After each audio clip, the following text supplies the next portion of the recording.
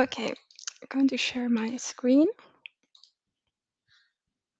And here, start the presentation. Okay, so welcome from my part as well to this online presentation called Technology Digest, Language Technologies in the Service of Linguistic Accessibility. My name is Elina Lahdenranta, and I work as a service development specialist at Lingsoft. Lingsoft is a language service and language technology company from Finland. Just a few words about my background.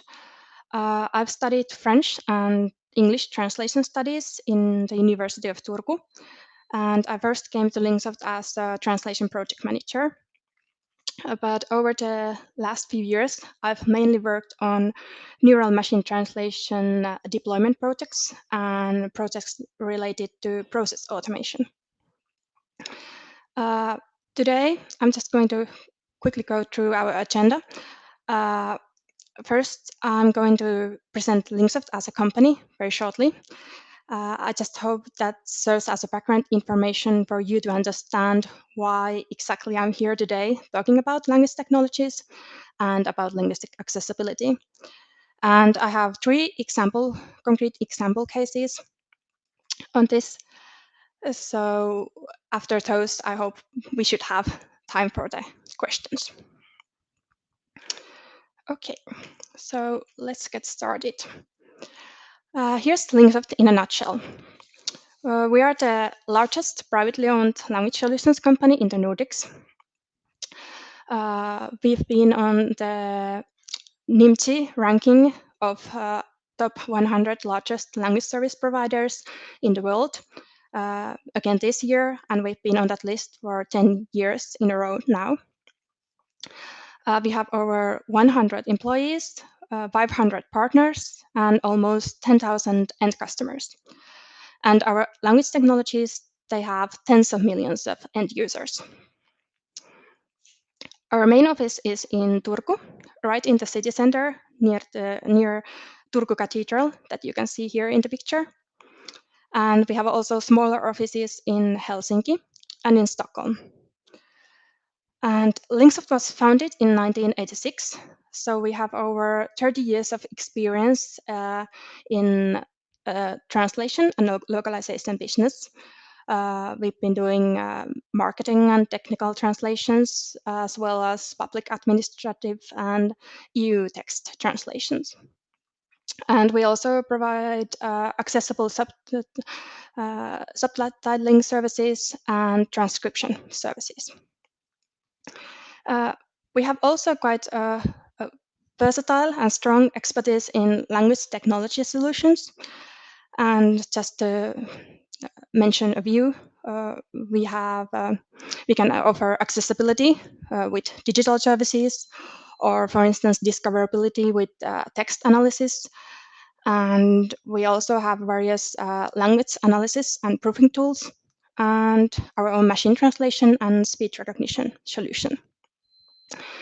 And as we are a company that has a quite strong know-how both in the traditional language service field as well as language technology, we at Lingsoft believe that the best result in any process can be achieved when humans and machines work together and both doing the things they do the best.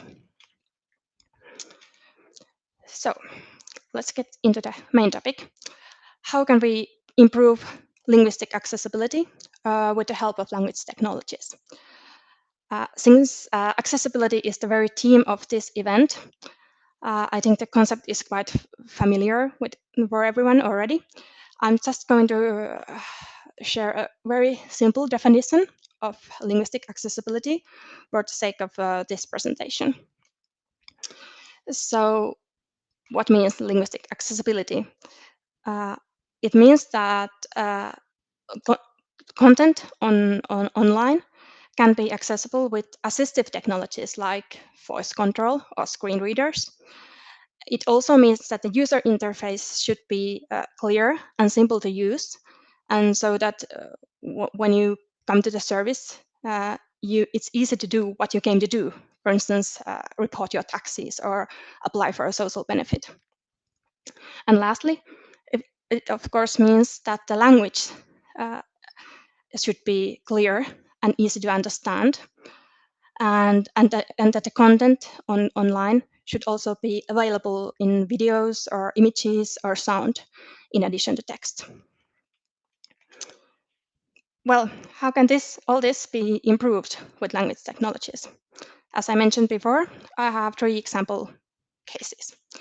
First, we can, with neural machine translation, we can ensure that correct terminology is used in the content.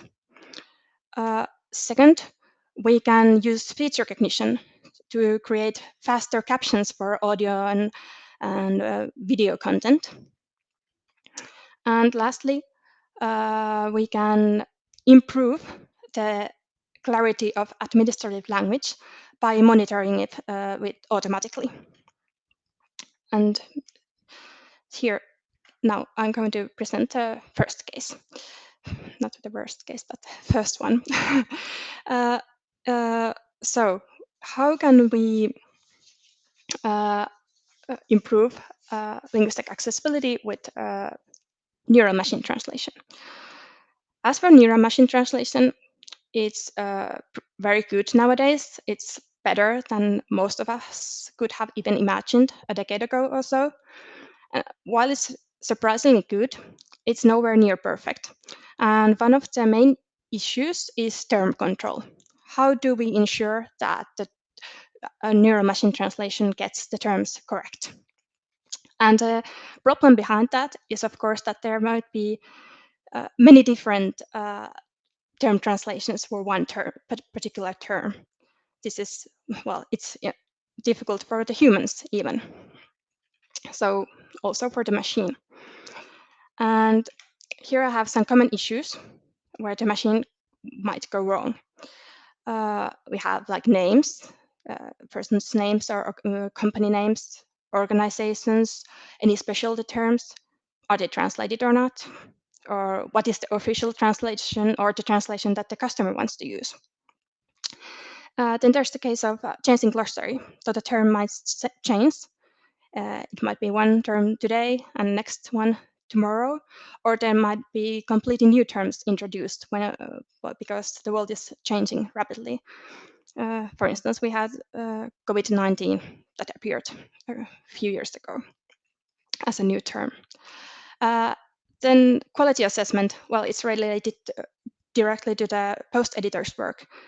Can I trust the machine translation? Can I know that it actually used the correct terms or not? And then there's, of course, the question of consistency. Like, does the machine use the same term throughout the text, or is there some unwanted variation in that? Here's one solution for this term control issue. First, we collect terminology. We can take any customer-specific term lists if they're available, or publicly available term lists. And as with all machine learning, here as well, the better the data, the better the results. After we've collected the terminology, we can tell the machine translation to use these specific terms. So basically what's happening in the source text, all the found terms are tagged, and the correct translation is provided in tags, as you can see here in the picture or the example in green. We have a Finnish word henkilötunnus, and it could be translated as social security number or personal identity code. Well, we prefer the term personal identity code, so that should be used. So here it's explained to the machine that it should use personal identity code as a translation for henkilötunnus. All the terms are tagged there, all the terms that can be found. And then the machine is run through, the source text is run through machine translation, and the result looks like this. We have like normal machine translation result with the correct terms from the customer term list tagged, or actually not tagged, but highlighted, and a correct term applied. And the post editor can say, okay, this term came from customer's term list, so it should be okay. And we can also add metadata, so we can tell exactly from which common term list or which context it comes from. So that helps the post editor to make the decision. And of course, since the term should be correct, there's more time spent in editing and checking, and thus post editing is faster. And well, as the final translation has correct terms and they are consistently used, it's easier to understand the final translation, and thus we can improve linguistic accessibility. Then we have case 2. We live in a world with various audiovisual content. There are like videos or news reports or podcasts or live streams, all sorts of content. And as per the European Accessibility Act, audiovisual content from public authorities need to be accessible. So, for instance, if you have a live stream, it needs to have captions within 14 days from the day it's being published online. And even long videos, like streamed from governmental meetings, need to have captions. And in these cases, it's also a question of cost efficiency, because if the video is hours long, it also costs money to create the captions for it. Well, one might think we have speech recognition already. Couldn't we just use it to create captions for all audio and video content? Well, while it might be quite good in getting the gist of the meaning, and we can see online in many videos, we can see actually automatic captions that we can use. It's quite okay, but there's the problem that every word is recognized. So every yes, certainly, well, these kind of things, words that don't carry a lot of meaning in them. And another problem, other side of the problem, is that it actually might not recognize every word. So there might be some omissions or misinterpretations when it doesn't know the word. So to truly create accessible captions that are easy to read, we still very much need humans for the job, but the machine can help in the process. So here's how it works. First, we have the audio file. It can be really a file or a live audio stream. Both can be speech recognized. And we run the audio through speech recognition. And after that,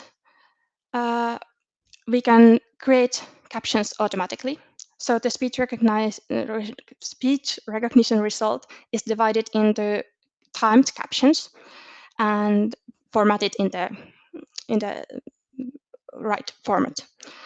There's also some post-processing that can be done, like numbers, capitalization, punctuation is added.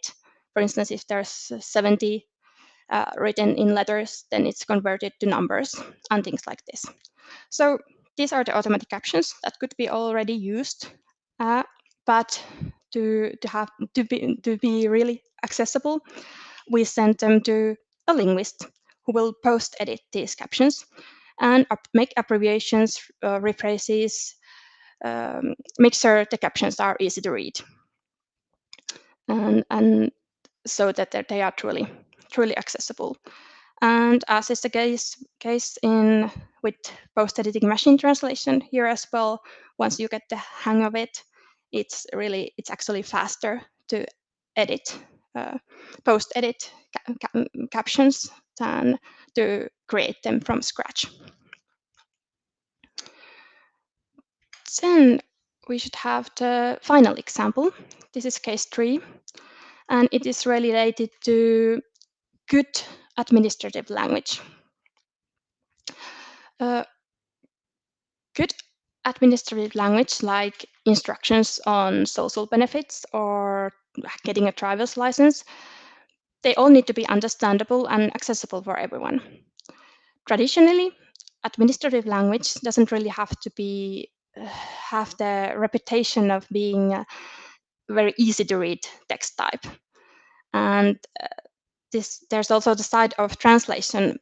These kinds of texts are often translated, and if the source text quality is poor and there's inconsistent terminology and complex phrase patterns, it doesn't really improve the quality of the translation, whether it's translated by a human or a machine or both. Well, both humans and machine can understand clear language better. So in Finland, we actually have this digital and population data service agencies that is a front runner in making content accessible for everyone. And they have this service called suomi.fi that has all the public administration services online. And they have this thing called Finnish Service Catalog, which provides service descriptions online of all the public services in Finland. And the aim of the service is to be a single point of reference for accessible information in all public services. And these descriptions can be used online or in different services. And the point is to be that the descriptions are easy to understand and consistently written in the same format. But these descriptions are written by hundreds of different stakeholders, from like public administrations to even private sector companies. So if you think about this, the question is, if you have like tens of thousands of texts, that these service descriptions to validate, how you can make sure that the best practices of good administrative language is achieved. Like who can actually monitor all of these tens of thousands of texts? And they might even change. Of course, they are updated. They don't remain the same. So there's a lot of quality checking required, and no human can do this, or at least do it cost efficiently. So as you might guess, the answer here is automatic monitoring, so-called quality agent. It monitors all the service descriptions and the overall service accessibility in the service, all the text as is written in the service. And then what it does, it gives real-time feedback to the author. So anyone who is writing a service description in the service gets real-time feedback. And what the quality agent checks, it's syntactic analysis. So for instance, is there extensive use of passive voice or things like this? Then there are some standard spelling and grammar checks. And also any customized quality rules like do not use this kind of words or things like that. So the point is to make the content clear and easy to understand. And there are like hundreds of rules, and they are in 3 languages: Finnish, Swedish, and English. So, of course, when there's this kind of quality check applied to every text written in the service, it improves the quality. The texts are more consistent. They are clearer, and the content is in a more user-friendly format. And so, in short, it's a better administrative language. And when you think of this, of course, when it's easy to understand, it means that the information is also accessible to the public. And as I mentioned before, it's easier to translate. It's an added bonus. It's easier to translate for humans or for machines, or both of them. Okay. I see I went this through quite quickly, only 19 minutes. Now it's actually time for questions, and I saw that there are quite many already. I think I stopped sharing my screen. Just wait a minute. Check how I do that. Okay. Now I should be available for questions, and there are very many. I'll just start with the first one I see. There are very many. I checked first from what Lucas sent me during this presentation. So what feedback did you receive from end users with disabilities using those strategies outlined? Well, I'm not sure if I actually can answer this question because, well, I'm not sure if this kind of feedback has been collected by us at least. So it would be maybe perhaps like the digital service agency in Finland who's definitely doing this, but I'm afraid I can't answer this question. When I was checking, there are so many questions, sorry.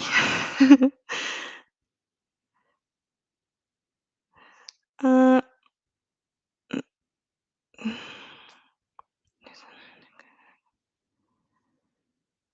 so what speech recognition tools would you recommend?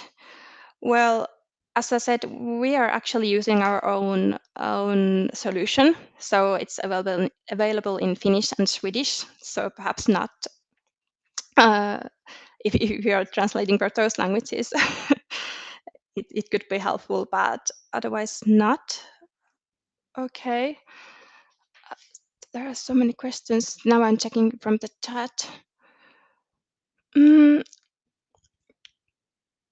Where would you draw the line between controlled language for empty use and easy to understand language? Oh, good question. I'm not perhaps sure how I understand this, but what I think, well, it's a, of course, we cannot say that that with machine translation, if you control the terms there or the quality of the machine translation, that it automatically means that the translations are more accessible. But it's one of the tools to help there. So yeah, of course, it doesn't directly mean that it's easy to understand, but it helps to have the terms consistent and correct. Wait a second, so many questions here. I can see someone is sharing their video, but perhaps it was by mistake. How is your term NMT solution integrated in the end user work? Is it like a cat tool plugin? So yes, our term NMT solution is indeed integrated as kind of plugin. For instance, in Trial Studio, you can see the terms there. It's a separate window there. And about its quality, about multi-word terms, or is it reliability? Sorry, I'm reading the question first. Sorry. Could you please also comment on the term NMT solutions quality, for instance, regarding multi-word terms or its reliability on highly inflected languages? Well, multi-word terms, they are always difficult for machines, but well, it's not totally hopeless, let's say that.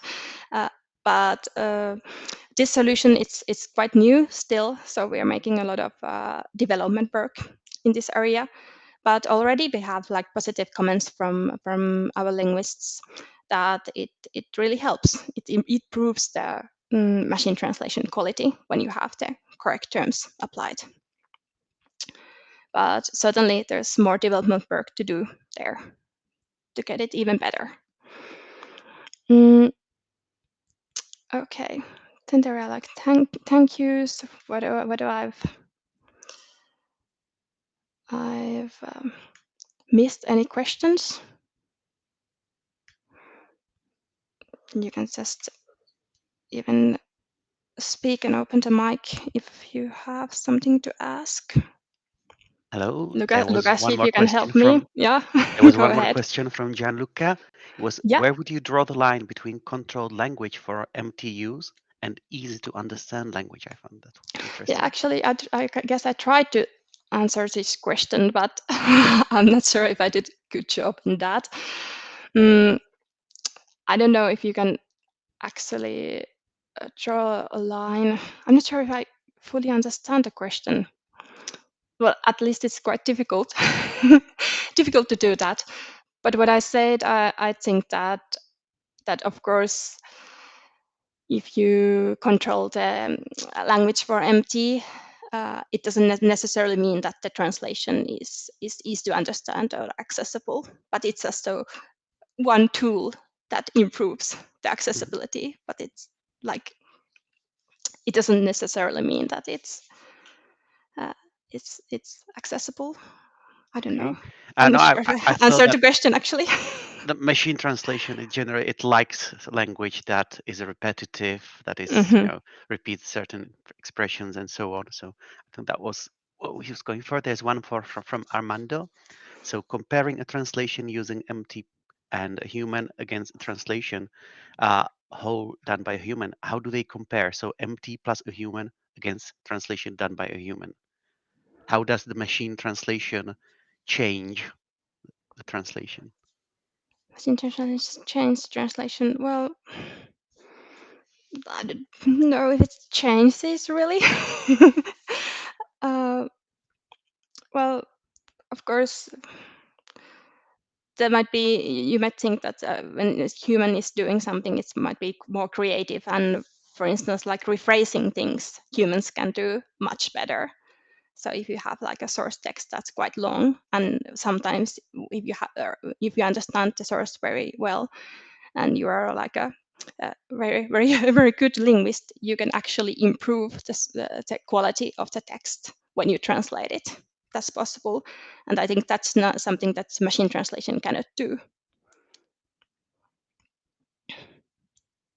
Now I can't hear you, Lucas. Sorry, now we've got about 2 more minutes to go. So I would like Hmm. to ask everyone who is here also if they could head over to slido.com and use the code 2022 Dev Online 11 in the chat to share your main takeaways from this session. And sorry, there's one more question. Tina Hmm. Malinen. How much does using these technologies affect the translators or post editors' rates? Can you provide e.g. percentages, if not euros directly? How about the working speed? Hmm. Well, I guess I cannot provide any percentage or euros. Sorry, I'm not in no position to uh, comment on that. Uh, I guess I can say that yes, they do. But what we think is that with and those are also the experiences from the translators and also those who do subtitling, that they wouldn't want to give uh, leave machine translation. They want to use the machine translation. They don't want to translate from scratch anymore. So I think that kind of answers the question. It really like pays off. It's so much easier. It fastens their uh, process and their translating process so much, so that they think it's worth perhaps the a little percentage or the euros that the discounts perhaps that are applied. Okay. So they get their money's worth. And there was one more question from our most prolific questioner, Gianluca. Is there a website where the current situation in Finland on easy to understand language is collected? I'd say it's, for instance, I think it's web accessibility. I can check that. If you just Google from Finland from web accessibility, I think you can find some information in English as well. Well, in Finnish a lot, but in English as well. I'd say web accessibility. There are some sites that are Mhm. I'm afraid I just can't. Wait a second. I can try if I can find the web page. And here, actually, I have this regional state administrative agency of Finland. I find their take on web accessibility quite good. I'm not sure if it actually answers the question, but at least there's some information about it in If Finland. you can paste it into the chat, Yeah, I'll do that. thank you very Here we much. go. And this is now, I guess this was last question because we are now at the limit of our presentation. Mm-hmm. So thank you very much, Elina. It was a pleasure, and see you all in the next session. Yeah, thank you very much. Thanks for having me. Thanks for all the